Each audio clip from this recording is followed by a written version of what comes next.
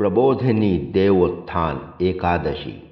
ब्रह्मा जी व उनके मानस पुत्र नारद जी के एकादशी संबंधी चर्चा के मध्य ब्रह्मा जी ने नारद जी से कहा, हे मुनि श्रेष्ठ, पापों को हरने वाली तथा पुण्य व मुक्ति देने वाली प्रबोधिनी एकादशी का महात्म्य सुनिए। पृथ्वी पर गंगा की महत्ता और समुद्रों व तीर्थों का प्रभाव तभी तक है जब तक देव प्रबोधिनी एकादशी की तिथि नहीं आ जाती। कार्तिक मास के शुक्ल पक्ष की प्रबोधिनी एकादशी व्रत का फल 1000 अश्वमेध यज्ञ तथा 100 राजसूय यज्ञ के बराबर है। नारद जी ने जिज्ञासावश पूछा कि हे पिताजी, एक बार भोजन करने, रात्रि को भोजन करने तथा सारे दिन उपवास करने से क्या फल मिलता है? कृपया विस्तार से बतलाइए। ब्रह्मा जी बोले, हे पुत्र, एक बार भोजन करने से 1 जन्म और रात्रि को भोजन करने से 2 जन्म तथा सारा दिन उपवास करने से 7 जन्मों के पाप नष्ट हो जाते हैं। जो वस्तु त्रिलोकी में न दिख सके और न ही मिल सके, वह हरि प्रबोधिनी एकादशी से मिल सकती है। मेरु व मंदराचल के समान भारी पाप भी क्षण भर में नष्ट हो जाते हैं। जैसे रुई के बड़े ढेर को छोटी सी चिंगारी पल भर में भस्म कर सकती है, वैसे ही विधि पूर्वक थोड़ा सा पुण्य कर्म बहुत अधिक फल देता है, परंतु विधि के बिना किया हुआ व्रत सदैव निष्फल ही रहता है। संध्या न करने वाले, नास्तिक, वेद निंदक, धर्म को दूषित करने वाले, पाप कर्मों में हमेशा लिप्त रहने वाले, धोखा देने वाले ब्राह्मण व शूद्रों तथा पर स्त्री गमन करने वाले मनुष्य चांडाल के समान है। दुराचारी व पर स्त्री भोगी मनुष्यों के पूर्व जन्मों के संचित कर्म भी इस व्रत से नष्ट हो जाते हैं। गुरु और ब्राह्मणों से अहंकार पूर्वक बात करने वाले धन व संतानहीन हो जाते हैं।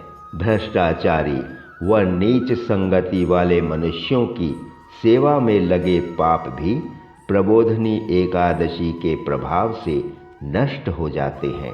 यदि मनुष्य इस एकादशी का संकल्प मात्र भी कर ले तो भी कई जन्मों के पाप कट जाते हैं। वह रात्रि जागरण का पुण्य हजारों पीढ़ियों को स्वर्ग निवास देने वाली है। ब्रह्म हत्या आदि पापों का निवारण भी इस व्रत से संभव है। यह व्रत भगवान विष्णु को अत्यंत प्रिय है, जो मोक्ष प्रदायिनी होने के साथ साथ तत्व ज्ञान देने वाली है। मन, कर्म व वचन से हुए पाप इस रात्रि जागरण से नष्ट हो जाते हैं। अतः हे नारद, तुम्हें भी विधि पूर्वक इस व्रत का पालन करना चाहिए।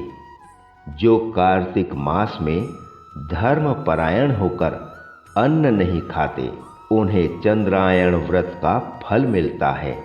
दान आदि की अपेक्षा शास्त्रों में वर्णित कथाओं का श्रवण करने वाले से भगवान अधिक प्रसन्न होते हैं।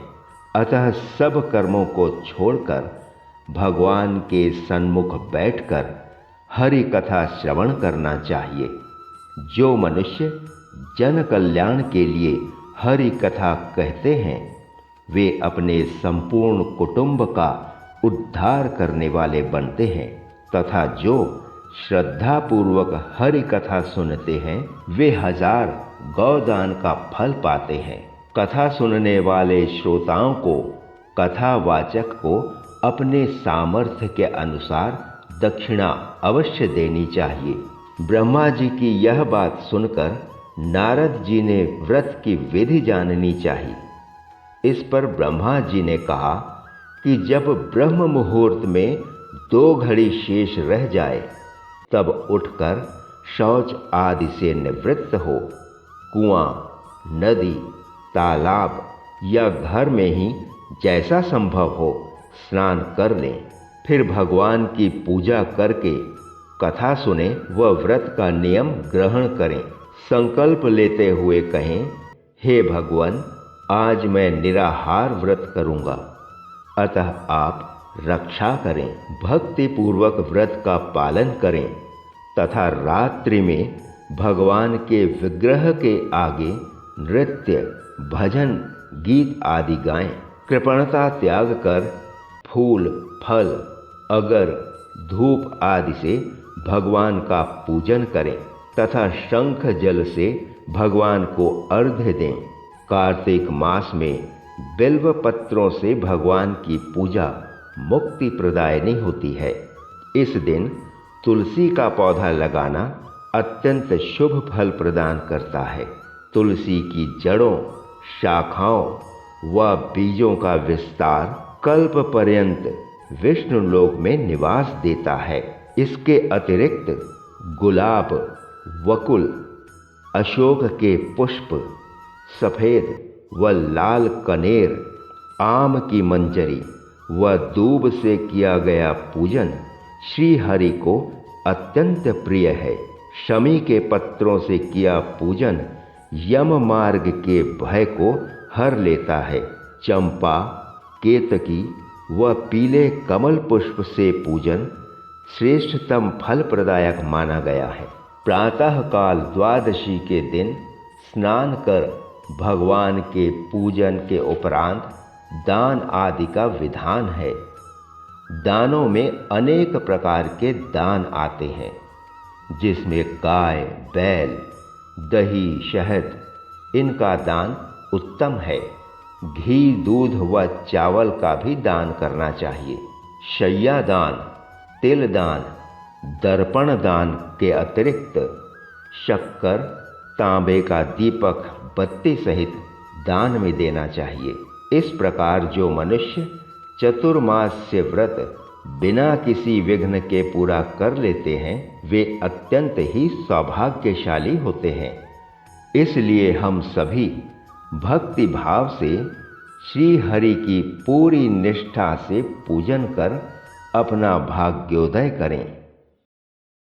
श्री राधे, श्री राधे। जय श्री कृष्ण।